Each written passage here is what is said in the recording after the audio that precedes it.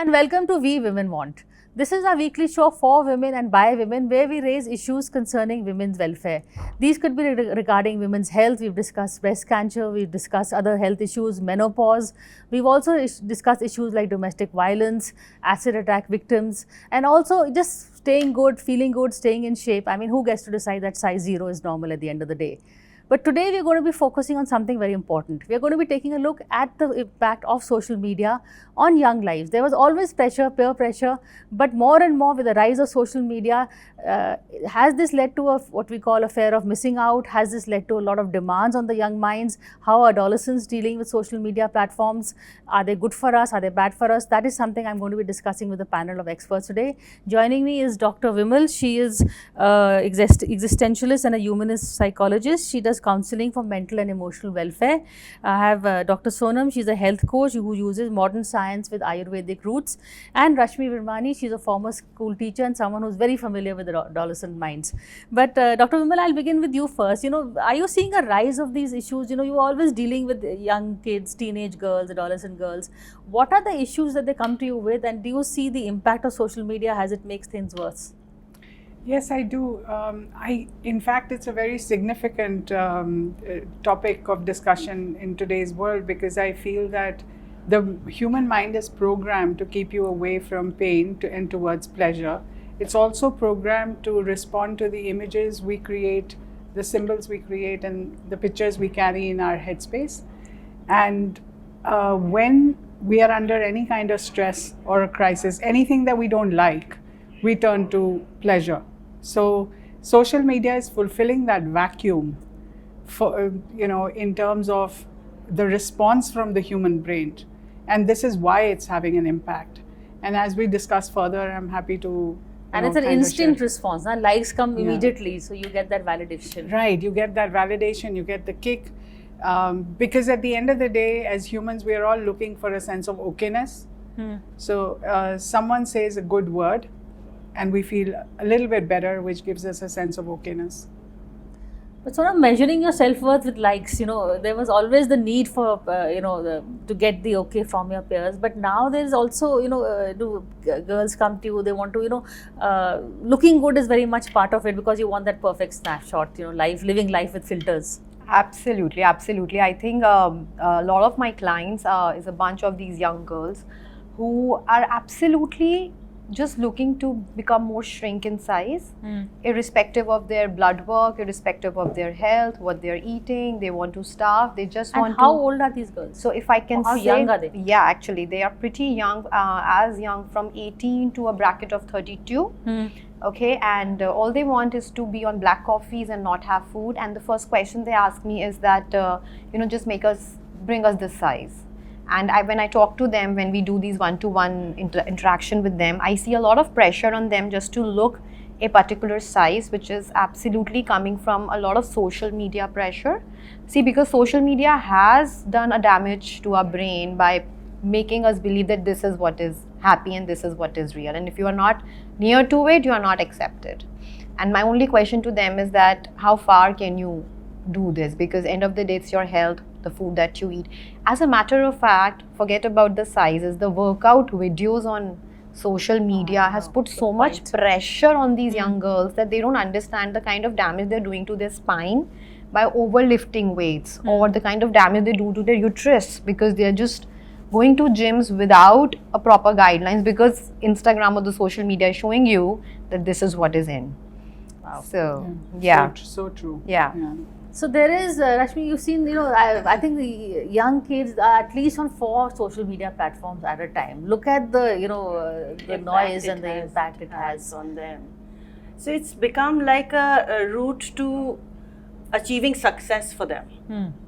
So, and it's so difficult where somebody is eating, what brand they are wearing, what makeup they are doing, what vacation, which places they are going. True. Everything matters to them so much. And they get influenced. They do not know that, most of the stories are so curated and they are so doctored that they are not real.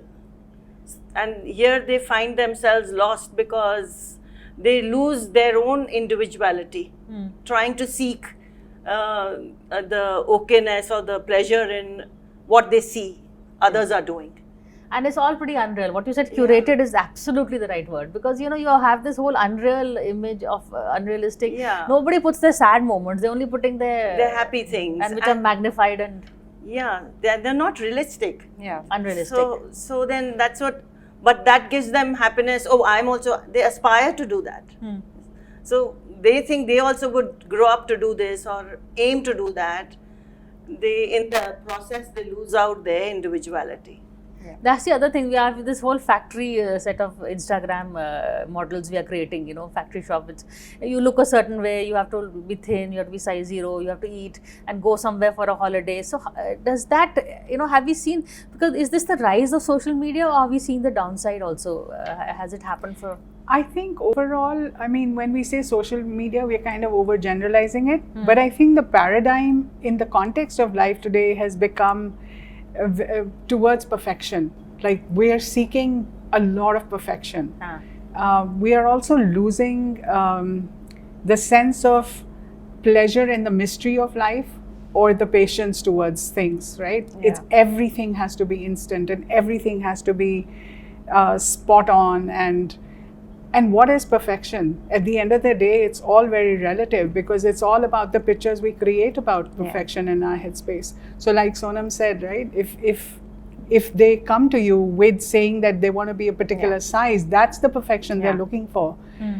And I think this whole concept of the process is missing, where there is a payout and there is a pain. So what is my payout to get that pain needs to be highlighted. And that's the reality check. Yeah, because the payout is, I mean, it's not just, it's emotional. It's the toll is mental, you know. It could also be physical, like she said, right? The weights, the weights or the the organs get affected. And so is there any upside to it, to the social media? So I'll continue towards what is just added. See, when I work with my clients, now what happens is the product, the way it is now getting sold on the social media, it makes it so fancy that 4 of us would end up believing that if I'll consume this for my gut will be fine tomorrow. Yes. And then there is a desperate need to buy that product, right? Because it's easier, it's fancier.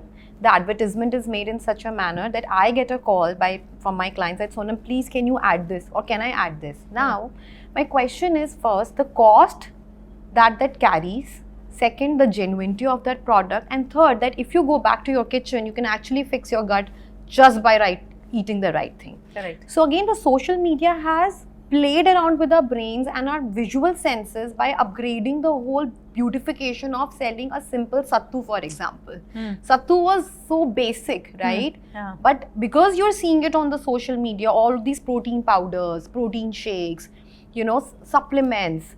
Now, in terms of perfection, that's what we are talking. Let's say if a client comes to me saying, I want to lose 10 kilos. Fine. We have done a nice, healthy 10 kilos. Now, next is, I want good hair. I want good skin. Oh, I saw that on Instagram or on social media. Can I please add this? So, no matter how many benefits we have, the education that it is giving, it is also making us very vulnerable to accept our own self the way we are. Which is very, very painful to explain them. You know, a lot of counseling goes in telling them, listen, just go easy. Just go back to where you came from. So, like for example, yesterday my phone wasn't working. I was at peace. I was like, finally I'm getting to live a life where landline used to function. Right? That's true. Yeah, so. But you know, there is the whole, we were talking about this FOMO issue. There is, you know, earlier on it was fine, because you have to look good on social media, and you also have to have that, you know, the person maybe 80 kgs, but they're showing them as, you know, there's the whole... even in the phone, the DP and all, when people are putting theirs, they you know, apps and filters. They use apps for beautifying themselves further to blemish-free skin and all those, but it's not like that. It's really living life through filters at the end of the day. No, social media has made you look sad if you don't have a boyfriend, for specifically these young generation, or vice versa. Like, are you normal? Yeah, exactly. That. So they're redefining normal. That's the other thing. And they have these influencers who's talking about it. Forget about there are people who are talking about it, that listen, this is not normal, or you need to do this, or the whole red flags and the green flags. I said, what is all this? We never had such kind of terms. Earlier, you had just friends circle and all that who would talk. bully you or be nice to you, whatever. But now they are bombarded with new terminologies. So much. And strangers who are now, it's like the influencers are the new counselors, really. Yes. Are you feeling threatened? Yes, no, not at all. I do feel that, in fact, it's good you brought it up, because I was going through my headspace as well, that being an influencer has, it's like equivalent to being a celebrity. And this whole thing about I want to be the best version of someone else doesn't really work in life, because what we really need to focus on is about being the next better version of ourselves. And it's not about similar thing, because that's the natural process of life. However, I would like to say that social media also has positives, since we're only talking about the flip sides, but it does enhance imagination. It brings a lot of ideas. It kind of it's made me aware of the diversity of activities that human beings do. And there's so much more that one can do. And even if one, I can't do everything, but I know that there is that plethora to play with. It's like, the planet is a playground. There's so many things people do.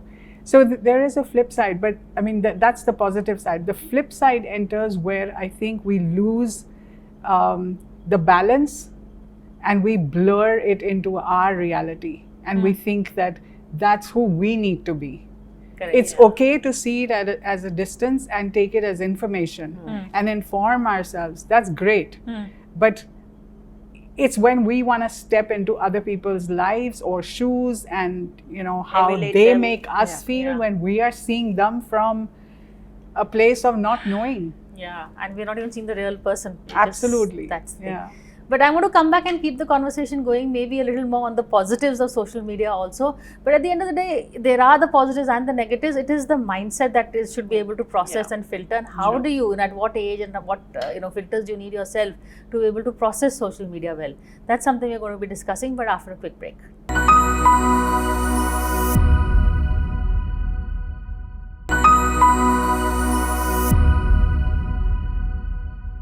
Hello and welcome back to We Women Want. Today we are taking a look at the impact of social media, especially on young impressionable minds. Sonam, we started talking about the positives of it. So there are positives, as Dr. Vimal pointed out, but then how, at what age and what mindset, and how, are there any markers that you can look at? Most of these are also, as you pointed out, advertisements, posts being disguised to lure you towards something. So I'll give a very realistic example. Like, I'm a mother to a 11-year-old, and I think I'm still blessed that my daughter is still away from having her own personal phone. But I do see that she comes home with a lot of pressure that she needs a phone now, because the entire class has a phone, the group, the friend circle have their accounts. So I said, why do you need it? But there is a demand, and we still are having a conversation that it's not needed, But looking at the flip side, see, again, technology is something which is having its own plus and minus. Depends to what level we are using it, the filters that we are putting onto. But I still come from a space and from a school that the later it is in the system, the better it is, right? So the less you're exposed to it, the better it is.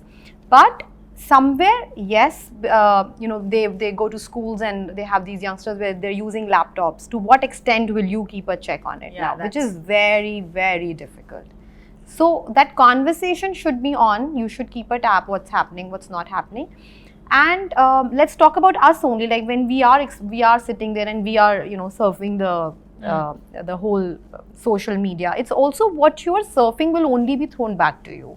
The AI works like this, right? So if you will look at my account, you will only see food, exercise, nutrition, doctors. But if you look at someone else, you might just see makeup and clothes and good looks and honeymoons and couples and vacation. And this person will feel very depleted and deprived if this person is not doing the same thing. That depletion and deprived feeling should not come to you when you're using the whole thing.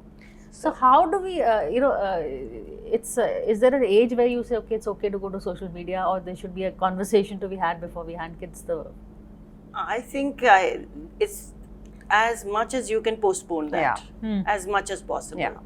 Because children, I was at class 8 for a long time, and then children used to discuss, oh, your Instagram, did you see that, did you see this?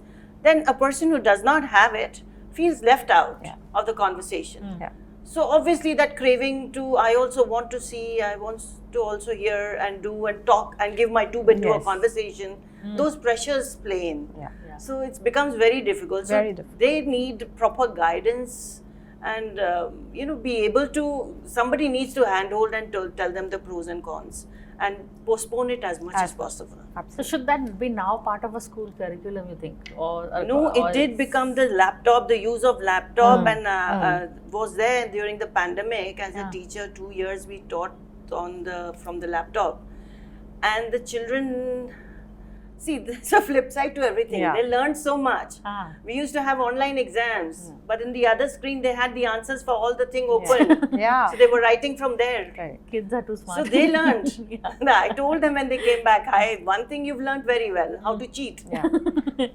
I don't know what else. And they were exposed to so much, but it was for a purpose, for school classes and all that. But children, they are so good. They're born with all these things.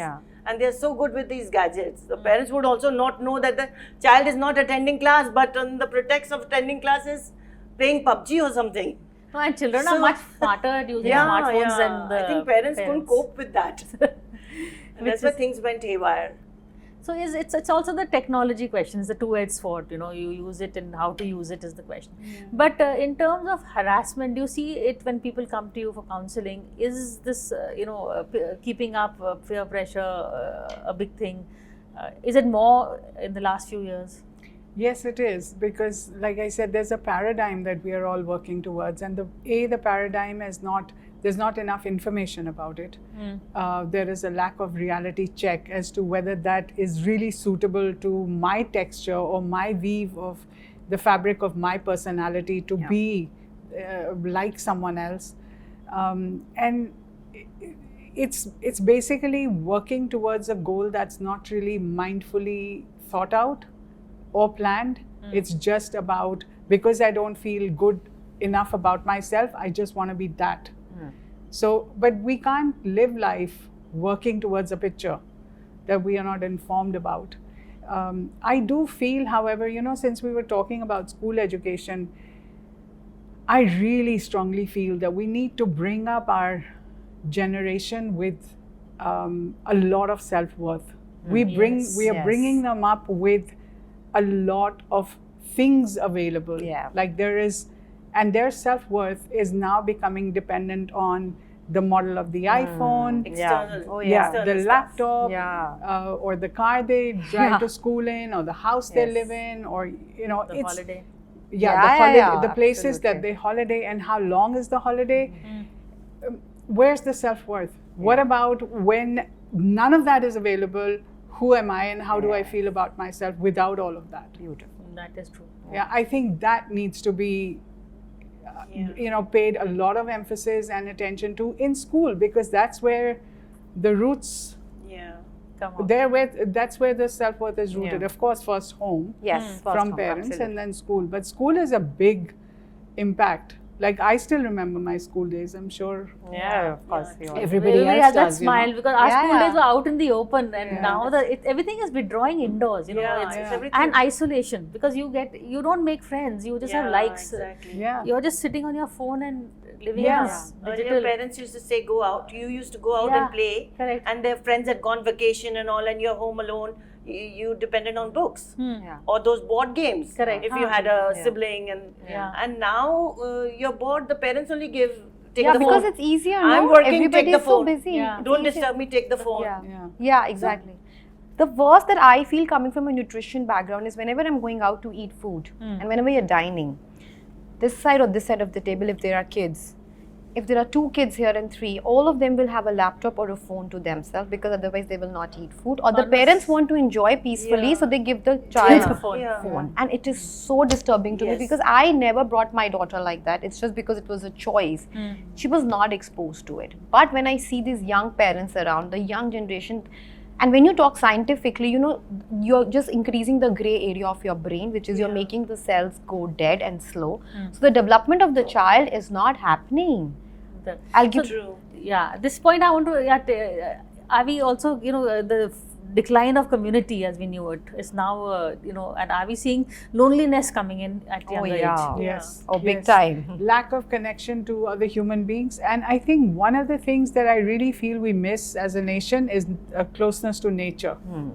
Yeah. I mean, of course, we do have very extreme weather conditions, but it's not throughout the year. And I think there's not enough emphasis paid on, let's say, go out for a picnic. I grew up like creating tree houses, but there's no concept of a tree house anymore. Even post-COVID, I thought people are going back to nature. Yes, but in the mountains, and I don't think that's accessible till there is a holiday planned. But taking this theme of loneliness, do you see that happening more? Yes. There's many. Or now the trend is everybody has one child.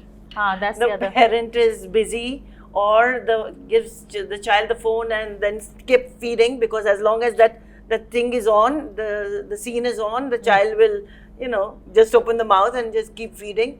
And they don't have any places, and parents they are there or they are not there. They also feel a little insecure, or the child is vulnerable, sending them out with the maid or the helper. So it becomes very difficult to make those choices. They don't have the time to even go to know their neighborhood.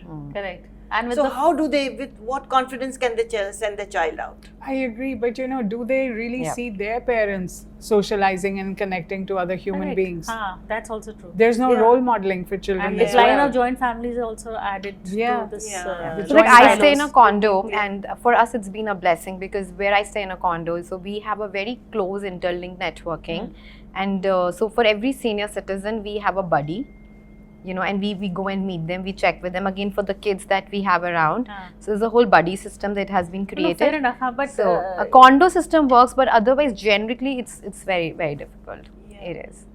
Yeah, so this whole thing, you're finding you're living life virtually, and it's not a life. Like in a bubble. It's a bubble, and it's not even a real life. It's a life that you want to project to someone. So you already start falsifying reality at a very early age. Children don't even see failures and all those things. They are so sheltered that only the good, only the right things. Even parents would go and argue in the school also for so many small things.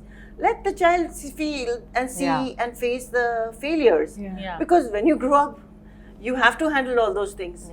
But then later, that's what happens then when the bubble bursts. You don't know how to handle it. That's true. And the other thing, a lot of there is a lot of awareness on, even in marriages and all, because of social media, you get to know a lot of issues, which is the good part of it. For instance, things like gaslighting. We thought domestic abuse was just physical, but there are, I think it helps you. It can be used more positively also. Certainly, and it's a entire process which begins from childhood to growing up to adulthood to marriage and thereon, and I feel that because of the immense amount of shelter and protection and being brought up as I, me, myself people, individuals, I think that the adaptation levels, the quotients have dipped. I also feel there is a dip in the resilience, because something that was so normal to maybe my generation is not so. It's like a challenge or a stress factor for the coming up generation, and I also feel that in as far as the marriages go, again it's the photoshopped version of a marriage, right? Most of the people want the Alia Bhatt Ranveer, but how many people were behind the sets doing so many of the things that you see on that frame? Correct. Yeah, that's a miss. That's true. Yeah. So you and also there a feel good vibe to it, that you want to show the world the good side of you, the whatever side. So all the communication goes. It's a whole. So because we've been projected in a certain manner. Like for example, I went through my own challenges in my personal life, and she was the first one I approached, which is such a small world it came to be, right? And it's just the projection which has been given to us, which puts a lot of pressure on your head. That what next? Oh, if I take this decision or if I don't, because I'm not fitting in that. Like for example, you go to school, you do your graduation, you get married, now you make kids, and then But because of so much exposure and everything is happening around, you just still want to fit in that perfect picture which is there on those social pages. which is very, very Perfect sad. picture. I like that. Yeah. Which is the so. But life without social media, there was, of course, there were these even at that time there was a you were not getting that last mile connectivity. Also, people you were not aware of the information, you were not aware that there was help at hand. So at least that part the social media can. Yeah, I think so, because now everything is so instant that last night Alia Bhatt went for dinner, and within an hour you will see all the pictures and what she wore, and was the child around, or how the father handled the kid or whatever. Everything is there, and those who live off such things, for them I think it's like it's dangerous. Yeah, I'll just add a point here. What I felt is that because of social media, the patience level has gone down. Yeah, I agree. There was Very a time when we could wait. Because there was no social media, right? Because that was natural. Magazines, filming stardust, exactly, and the things excitement to receive that monthly magazine, imagine, and then read it. Now, because social media is there, everything was on Google. It's one call, one typing away. The patience level to tolerate is completely gone down, and that's where you just want to fit in that perfect picture. Yeah. So this, I agree with you, the patient level gone down, but also the character doesn't come out, because everything is wrinkles look good, aging looks good, everybody has to have that same factory shop, so you are losing out a lot of diversity on the character, the individuality, the identity. There is a lot of things that we are paying a price for to live with a framework which is perceived reality, and that may not be your own personal reality. So but at some point I think in life there is no bigger teacher than life is, and the human experience. And I think I also see most people going through a transition where they may live according to the perceived reality, whether it's their own life or in the relational space. However, there does come a time when you come about and you say, but this doesn't satisfy me, and then the search begins.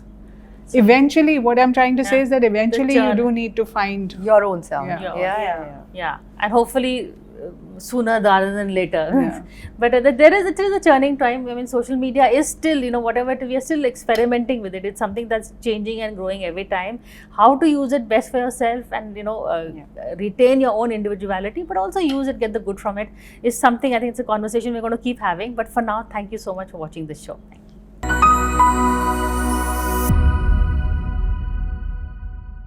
For more such videos, subscribe to the NewsX YouTube channel, hit the bell icon.